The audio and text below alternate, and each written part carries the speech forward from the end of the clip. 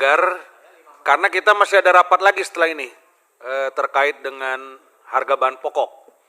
Jadi supaya jangan seperti kemarin kita terlalu lama di satu rapat sehingga mengganggu jadwal yang berikutnya. Kita ke kanan, Pak Mufti Anam. Assalamualaikum warahmatullahi wabarakatuh. Terima kasih pimpinan.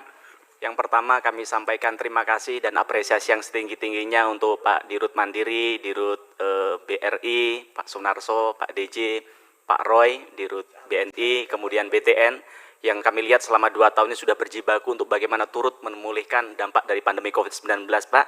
Yang hari ini kita tahu hasilnya apa, kita lihat sekarang, tadi kami berangkat ke sini macet jalan, Pak. Semalam kami ke mall juga ramai. Kita kemarin pulang ke dapil, ekonomi rakyat kita sudah mulai bergeliat. Artinya apa yang jenengan lakukan selama ini sudah dirasakan oleh rakyat kita, ekonomi sudah mulai kembali begitu. Yang kedua, Pak, kami adalah bagian dari kawan-kawan yang ingin mempercepat kehadiran panjenengan di forum ini untuk bagaimana untuk kami bisa bersama-sama dengan panjenengan semua untuk memperbaiki kinerja agar ke depan perbankan ini bisa lebih hadir di tengah-tengah masyarakat. Karena selama kita seperti yang disampaikan Pak Sunarso tadi bahwa perkembangan ini semakin hari semakin cepat. Disrupsi ini kan tidak bisa kita kita tidak bisa halangi untuk bagaimana mereka bisa terus tumbuh. Kalau kita lihat hari ini peer to peer yaitu pinjol semakin hari semakin cepat. Semalam saya baca data dari OJK per 2021 saja tumbuh 93%. Kalau kita lihat data dari itu ternyata 31 triliun tumbuhnya. Bahkan diprediksi per tahun tumbuh 100%, yang kalau kita hitung selama 10 tahun akan tumbuh 33.000 triliun. Artinya sangat tidak mungkin kita bayangkan saja teman-teman BUMN hari ini hanya mampu mengucurkan kredit 5.700 triliun. Kalau kita lihat angkanya misalnya tumbuh 5%, selama 10 tahun hanya tumbuh jadi 9.700 triliun. Artinya apa? Yang ingin kami sampaikan di sini, kita harus terus beradaptasi untuk bagaimana meningkatkan teknologi kita agar kita ke depan bisa bisa sukses dalam bersaing di tengah situasi yang tidak mudah ini begitu. Kemudian yang kedua, sungguh kami tadi terpesona dengan apa yang disampaikan oleh Pak Sunarso, yaitu tentang Brigade Madani, Pak. Memang betul kalau kita perang melawan Rusia, melawan Ukraina, tentu kita kalah. Mungkin jangan hari pertama, sejam pertama kita udah tewas. Tapi strategi yang Bapak sampaikan untuk militer kita terapkan di dunia ekonomi kita, untuk bagaimana rakyat kita bisa mengakses kredit dengan mudah, ini tentu Pak, ini tunggu-tunggu oleh rakyat kita. Seperti yang kami sampaikan pada tahun 2021 tadi, dulu ketika raker dengan panjenengan, kita sampaikan bahwa rakyat kita sekarang banyak terjerat pinjol, Pak. Maka dengan strategi perang yang Bapak terapkan ini, kalau ini benar-benar berjalan, Pak, ini insya Allah akan sangat mempermudah masyarakat kita untuk bisa mengakses kredit dengan mudah, untuk bagaimana mereka bisa berwirausaha begitu. Kemudian yang selanjutnya saya ingin sedikit cerita ke teman-teman mandiri begitu, soal Livin Mandiri, Pak. Pada tanggal 25 Februari tahun 2022, saat itu setelah sholat Jumat, tiba-tiba di media sosial saya banyak ribuan, bukan 1-2 orang, ribuan Pak, masyarakat yang menanyakan soal Livin Mandiri. Mungkin buat Bapak nggak ada artinya, tapi bagi masyarakat yang melakukan transaksi saat itu pada hari Jumat, bank mau tutup, buat mereka ini penting Pak, begitu. Nah kemudian saya kan tidak mau, kita ini anak masih muda, tiba-tiba nyampaikan masukan tanpa data, saya tidak begitu. Saya tahu bahwa kita ini tidak punya pengalaman perbankan yang baik, apalagi background saya dunia kedokteran tentu jauh dari bidang sampean, maka saya kumpulkan data. Maka hari itu kami coba untuk sampaikan, saya coba mengakomodir masukan-masukan dari masyarakat melalui media sosial saya namanya TikTok. Nah ternyata saya pikir hanya 1-2 orang, ternyata ribuan orang yang mengeluhkan hal yang sama soal Livin Mandiri. Yang kemudian saya coba juga, karena saya nggak pernah buka aplikasi itu, saya buka. Ketika itu saya buka aplikasi yang biru, Pak. Ketika itu saya buka, kemudian ternyata tidak bisa dan saya suruh migrasi ke yang kuning atau gold, Livin Gold begitu. Nah ternyata saya saja merasakan dan banyak masyarakat kita merasakan hal yang sama. Lalu pada tanggal 27 Februari, saya ingin konfirmasi ke Pak Direktur, Pak DJ. Betul tidak Pak, tanggal 27 Februari saya WA ke Bapak. Dibalas tidak dengan Bapak? Tidak dibalaskan intinya. Nah, 27 tidak dibalas, jam 12 siang. Saya akhirnya WA Pak Rudi.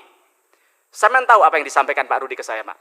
Pak Rudi bilang bahwa kesimpulannya yang disampaikan Pak Rudi Korsek Bapak ini, apa yang disampaikan ke saya, bahwa mohon customernya untuk menghubungi call center. Saya sampaikan di forum ini, Pak, kalau masyarakat kita, konstituen kita bisa menghubungi call center yang punya Bapak miliki, mereka tidak akan menyampaikan ke kami, Pak. Kenapa rakyat menyampaikan ke kami? Karena rakyat tahu bahwa Mufti Anam itu adalah anggota Komisi 6 yang membidangi BUMN yang di dalamnya ada Bank Mandiri. Maka harapan kami dijagalah, Pak, hubungan-hubungan baik. Kita tidak penting, Pak, dihormati. Saya tidak apa-apa, bukan urusan pribadi, ini adalah urusan masyarakat. Bagaimana kami duduk di sini ini, Pak, untuk bagaimana kami bisa menjadi ruang untuk bagaimana masyarakat bisa menyampaikan aspirasinya melalui kami. Saman tahu dampaknya apa, Pak, itu, Pak? Dampaknya banyak. Salah satunya adalah masyarakat kita tidak bisa bertransaksi. Yang saya tanya waktu itu, saya tidak dijawab sih, tanya alasannya apa. Saya buka di media sosial dan juga di media-media mainstream. Jawabannya adalah karena saat itu sedang ada promo BTS katanya, 25 Februari, Gus Faisal Reza. Itu katanya ada promo BTS. Lalu saya pengen tanya, yang tanggal 25 Maret, 28 hari setelahnya, betul tidak? Livin Mandiri error lagi, Pak. Betul kan? Maksud saya apa? Artinya Bapak itu jangan jangan takutlah terhadap kritik. Kami ini juga di DPR dipikir kami enak-enakan duduk di sini, Pak. Setiap kali pulang ke dapil, Pak, rakyat itu mencaci maki kami, Pak. Bapak enak top di Jakarta. Kami ini tiap pulang dihujat rakyat, apa DPR hanya bisa ngomong dan sebagainya. Malu kami, Pak. Mohon izin, mohon maaf kawan-kawan, saya tidak marah, Pak. Ya kan? Saya pengen ngajak ngomong sampean dari hati ke hati. Jagalah marwah kami sebagai anggota DPR. Kan begitu. Memang betul banyak direksi Bapak yang menyampaikan ke kita, iya Pak DJ memang agak sedikit anti kritik. Bapak jadi pemimpin harus terbuka terhadap kritik, Pak. Karena yang Bapak pegang itu tidak main-main, Pak. Bank Mandiri, sebuah perbankan kebanggaan kita bersama. Maka harapan kami harus dijaga. Ada ibu juga yang ngasih tahu saya hati-hati. Pak DJ ini orangnya Pak Erick Thohir, orangnya Pak Luhut bin Sarpanjaitan. Saya jawab sama saya. Justru itu karena orangnya Pak Erick, orangnya Pak LBP, performanya harus lebih bagus dari yang lain. Serius, Pak, urusan Livin Mandiri ini. Oke, misalnya kata Bapak, mungkin saya gaptek dan sebagainya. Kita bicara data hari ini. Coba kalau kita lihat aplikasi Mandiri, berapa sih ratingnya di internet? Ini saya sampai buka bawa datanya ini, Pak. Saya print tadi pagi, saya minta, saya capture tadi pagi, Pak. Saya tahu bahwa kita ini pasti saya ditertawain sama Samian. Ini nggak bisa, nggak tahu, nggak punya data, nggak apa-apa. Iya, saya tahu, kami bodoh dalam urusan perbankan. Maka saya coba untuk bagaimana mengumpulkan data apa yang bisa kami punya. Agar apa? Agar apa yang disampaikan rakyat kami ke kami ini ditindaklanjutin sama panjenengan semua, Pak. Saya terima kasih Pak Rudi sudah menindaklanjutin 4 orang yang lain. Tapi ada ribuan orang lain yang saya pikir tidak harus melalui ruang-ruang ini untuk diselesaikan. Saya contohkan soal data yang kami dapatkan tadi pagi. Livin Mandiri, Pak, ratingnya hanya 2,4 di internet. Yang ulasannya hanya 148.000. Coba, kan Pak kemarin Mandiri Bapak nyampaikan bahwa iya BCA terjadi hal yang sama. Oke, saya bandingkan dengan BCA. Sama tahu ratingnya BCA berapa? Ratingnya BCA walaupun terjadi gangguan dan sebagainya 4,3 ratingnya, Pak. Dengan ulasan 1 juta orang yang mengulas di dalamnya. Sekarang saya tanya, sudah dengan yang terburuk misalnya BTN lah misalnya. Yang katanya Prof Darbadi sempat kacau, walaupun di tangan Pak Heru kami lihat sudah banyak perbaikan, lihat. Jauh lebih baik dari tempat Bapak. 3,1 ratingnya, Pak, BTN. Dengan 35.000 ulasan. Apalagi di bawah ininya Pak Sunarso. Kalau dibandingkan Pak Nusar, Bapak harus malu, ya kan? BRI ini yang pelanggannya rakyat kecil, rakyat jelata, katanya orang bang nyawang deso, bang nyawang cilik. Sama tahu ratingnya berapa?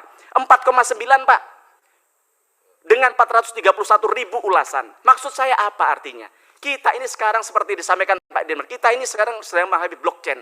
Bagaimana hari ini kita ini, apa yang kita lakukan sekarang jauh lebih cepat perubahan, jauh lebih jauh lebih cepat disruption daripada apa yang kita rencanakan hari ini.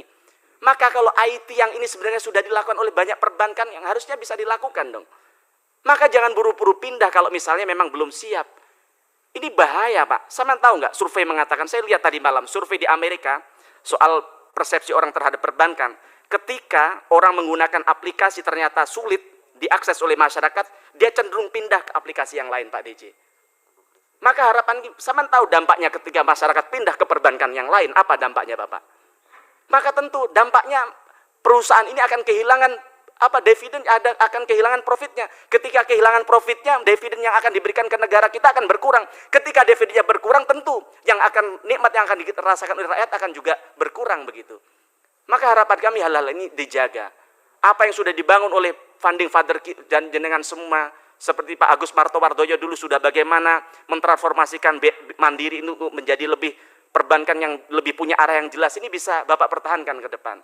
Tentu saya minta maaf sekali, mungkin cara ngomong saya memang kayak gini karena saya tidak tahu harus dengan bahasa apa. Karena saya WA Bapak juga bukan urusan pribadi Pak, enggak, urusan masyarakat ya kan, urusan rakyat kami. Ya memang saya tahu teman-teman lebih senior dan sebagainya, tapi kan kami itu juga sama dengan teman-teman. Kami duduk di kursi ini juga berpeluh dengan keringat rakyat. Integritas saya dan keluarga saya dipertaruhkan Pak dengan duduk di kursi ini Pak. Kami juga nggak mikir 5 tahun lagi akan bisa terpilih lagi apa enggak. Karena saya tuh di DPR tidak cukup dikalkulasiin loh Pak. Pakai matematika, biaya kampanye yang saya keluarkan, error Pak kalkulatornya. Lo bener. Lo serius. Kecuali Prof. Darmadi mungkin, atau Gus Faisal Riza yang tadi bankernya tadi, Masya Allah katanya, ya kan. Nah, tapi itu yang pertama. Kemudian yang kedua Pak, kalau kami lihat bahwa Bank Mandiri memang belum efisien. Nah, kalau kita lihat BOPO-nya, biaya operasional dan pendapatan operasionalnya, kita bandingkan lagi dengan Bank BCA, karena Bapak kan pernah membandingkan dengan Bank BCA. BOPO Bank BCA pada kuartal ketiga tahun 2021 itu BOPO-nya 54,29%.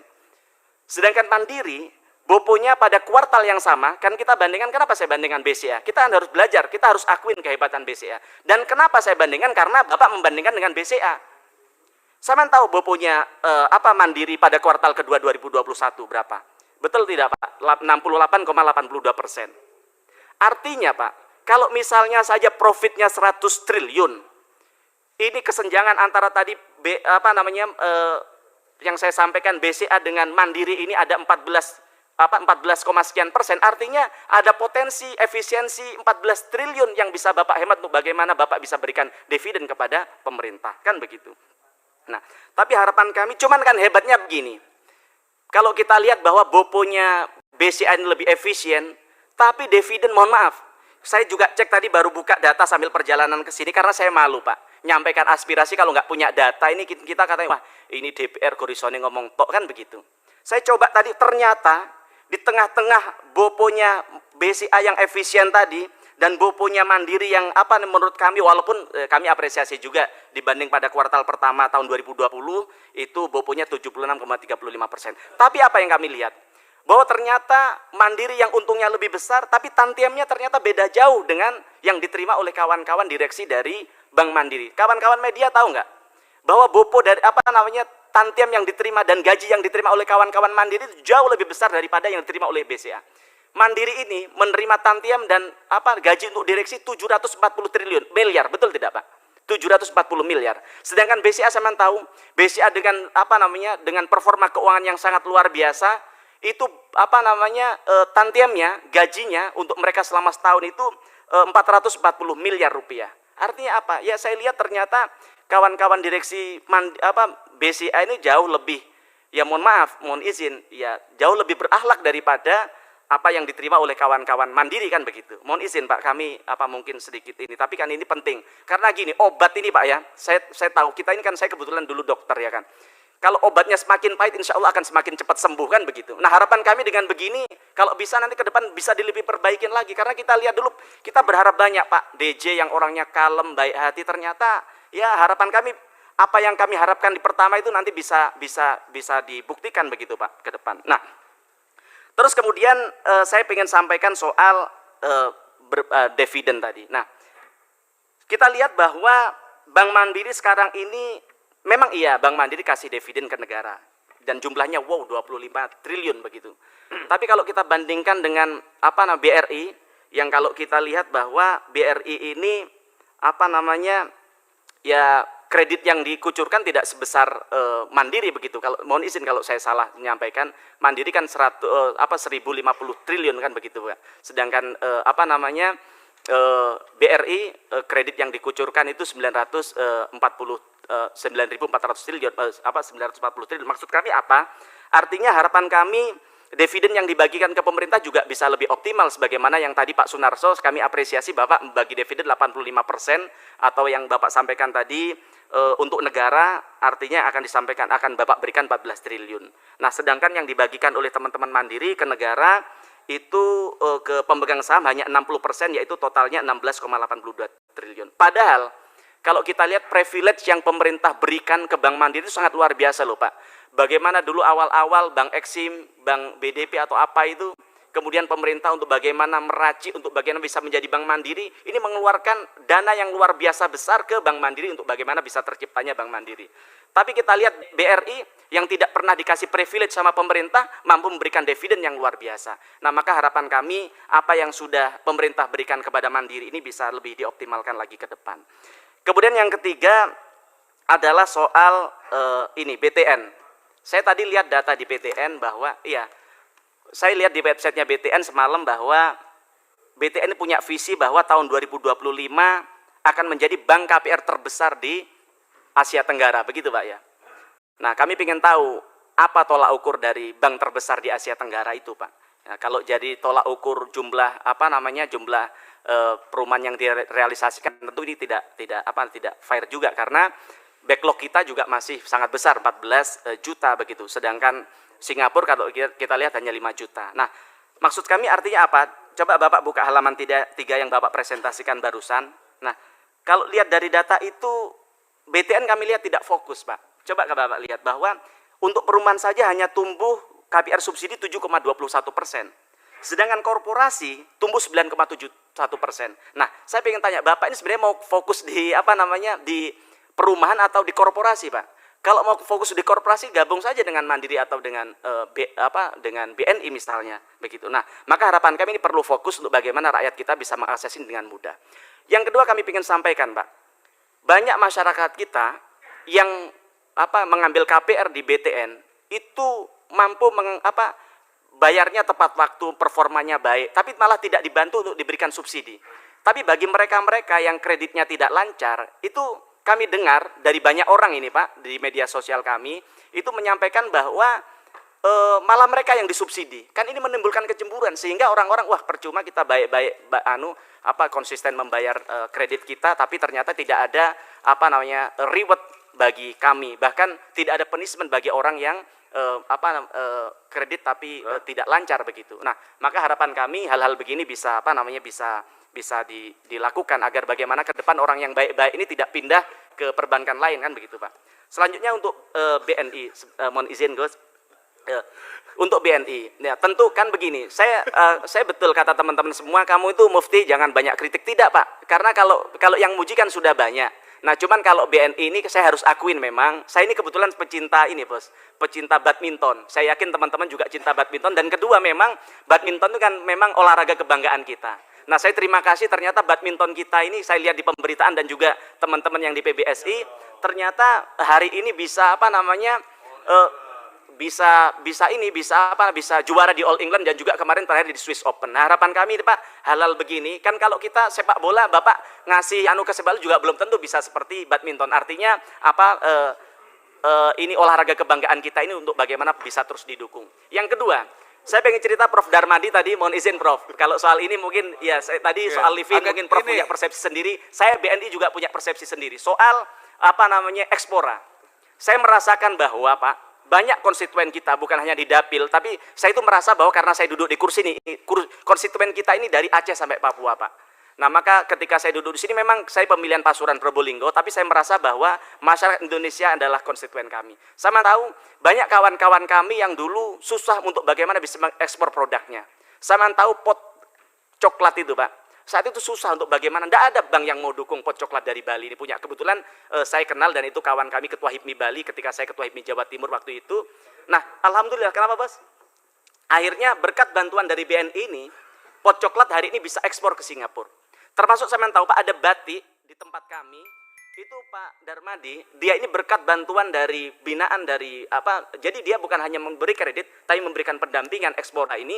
Dia hari ini membukukan pembukuan 5 miliar US dollar Pak, berkat dari BNI. Nah, harapan kami hal-hal ini bisa dilakukan oleh kawan-kawan perbankan yang lain. Sekali lagi Pak, saya mohon maaf apabila ada tutur dan kata saya yang tidak tepat, tapi ini adalah ekspresi dari suasana kebatinan rakyat kami yang mohon bantuan untuk bagaimana bisa ditindaklanjuti ke depan. Tapi terakhir kami sampaikan terima kasih. Saya ingin cerita sedikit soal Mandiri. Tadi saya pernah satu lagi Pak. Terakhir, soal awareness pengetahuan masyarakat terhadap UMKM Go Global BNI itu rendah. Jadi pengukurannya rendah. Itu yang perlu. Oke. Oke. Sebentar, Jadi kalau saya kalau benar. di capture Mufti, 1-2 daerah masih banyak beda-beda yang mau Mas. bicara. Makasih. Ya. Pasti beda-beda, tapi sudah hampir setengah measurement-nya jam. ini. Iya. Oh, setuju, Nah, setuju. karena ini kan tadi Belum, saya baru 5 menit. Ini kan nyebut nama Enggak. Ini kan nyebut nama Darmadi. Sesama PDIP nggak usah Iya, begitulah. Udah, kita lanjut dulu Pak Darmadi. Merdeka. Sama Ya, cukup. PDIP jangan Oke, begitu. Bos, bentar bos. Beni. Ya, ini 1 penting. menit lagi. Ya, ini penting buat saya. Nah. Nah, teman tahu bahwa saya. Kenapa bos? Udah, lanjut. Iya. Oke, saya mau cerita sedikit. Tadi saya ngobrol sedikit sama Pak Rudi, sama Pak Rohan. Ternyata bagaimana di banyak di daerah, termasuk di tempat kelahiran saya di Banyuwangi, dulu ketika orang mau berwisata ke sana kotor Pak tempatnya. Duh serius, ini bener. Saya dulu lihat ke Pulau Merah dan sebagainya kotor. Sama coba sekarang datang ke Banyuwangi, insya Allah nggak akan kecewa. Itu karena apa? Salah satunya adalah program dari Bank Mandiri yang ternyata dari Bank Mandiri. Nah, artinya apa kesimpulannya? Kesimpulannya, bangun komunikasi yang baik Pak dengan DPR. Kami tidak akan urusan pribadi untuk kepentingan kami tidak Pak. Maksudnya kami perlu informasi-informasi yang saya berikan tadi bahwa ketika kita lihat hari ini di lapangan ternyata kita lihat pantai-pantai kita bersih, salah satunya ternyata berkat dari bantuan apa namanya istilahnya Pak? Apa? Power Ranger apa gitu intinya. Tapi artinya dengan program itu Pak, dengan memberdayakan kekuatan lokal yang itu berkat alat-alat dari masyarakat sekitar beliau berdayakan untuk bagaimana hari ini tempat-tempat wisata ini jadi lebih baik. Tapi itu sedikit tadi. Intinya apa? Poinnya bukan itu. Poin yang saya sampaikan adalah bangunlah komunikasi. Jangan takut Pak. Kita ini bukan untuk urusan pribadi, tidak. Serius. Kita ini hanya untuk konstituen kami, begitu. Matur nuwun. Assalamualaikum warahmatullahi wabarakatuh. Waalaikumsalam. Jadi Jadi saya setuju yang terakhir statementnya Pak Mufti Ana. Ya, saya Bangun setuju juga. komunikasi.